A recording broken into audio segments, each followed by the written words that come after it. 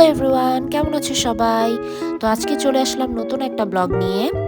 আজকের ব্লগটা খুবই র্যান্ডম একটা ব্লগ, কারণ খুবই ছোট ছোট ক্লিপ নিয়েই আমি আজকের ভিডিওটা বানাচ্ছি।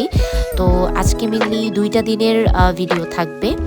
তো এইটা হচ্ছে প্রথম দিনের ভিডিও, মেনলি গত দিনের ভিডিও, যেখানে সন্ধ্যায় আম্মু আমাকে ফুলকপির চপ বানিয়ে দিচ্ছিল। আমি আসলে অনেক দিন ধরেই চাচ্ছিলাম যে শীতকাল এসেছে কিন্তু ফুলকপির চপ খাওয়া হচ্ছে না, তো করব করব করে আসলে আমারও সন্ধ্যাবেলায় টাইম হচ্ছিল না।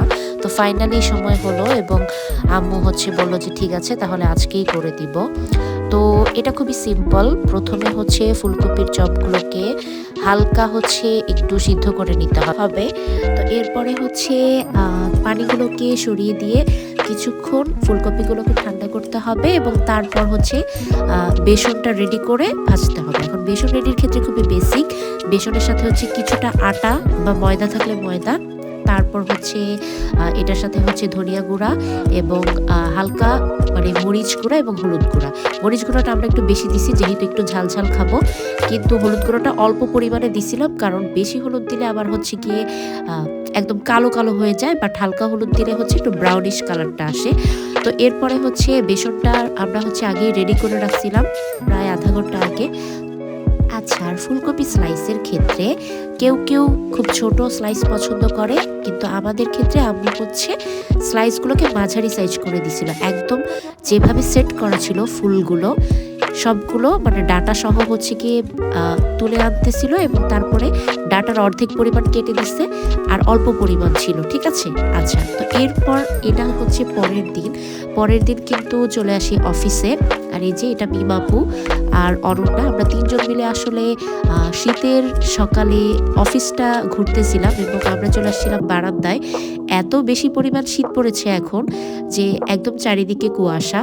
তো আমরা ভাবতেছিলাম যে একটু গিয়ে দেখে আসি কি অবস্থা, এবং একদম শীতের জন্য কিন্তু শিশিরের বৃষ্টির মতো করে পড়তেছে শিশির, ঠিক আছে। আর এখানে আমাদের বেল কলিগ যারা ছিল তারা শরীর গরম করার জন্য খেলাধুলা করতেছিল। তো তারপর অফিস শেষে আমরা চলে আসি লাভ রোডে, এটা মিরপুর 2-এ। আজকে জারিফ আমাদেরকে ট্রিট দিবে। মেনুতে ছিল wonton, Thai soup, fried rice, vegetable, তারপর গিয়ে চিকেন কারি এবং সালাদ। তো আমরা কিন্তু খুব মজা করেই খাচ্ছিলাম এবং তারপরে আমরা চলে আসি চা খেতে। চাটা মোটামুটি ছিল, চিনির পরিমাণ বেশি ছিল। তো এই তো আমার ছোট্ট ভ্লগ, এবং আজকে খুব র্যান্ডম একটা দিন কাটাইছি, বাট অনেক দিন পর সবাই একসাথে বসে আড্ডা দিছি। এই যে বছর শেষে আসলে প্রিয় মানুষগুলোর সাথে সময় কাটানোর মজাই আলাদা। আজকে ছিল 30 তারিখ এবং কালকে 31 তারিখ। কালকে কিন্তু আমার স্কুল ফ্রেন্ডদের সাথে আমার 31st-এর পার্টি আছে এবং প্ল্যান আছে। সেই ব্লগটি দেখার আমন্ত্রণ জানিয়ে আজকে শেষ করছি। টাটা।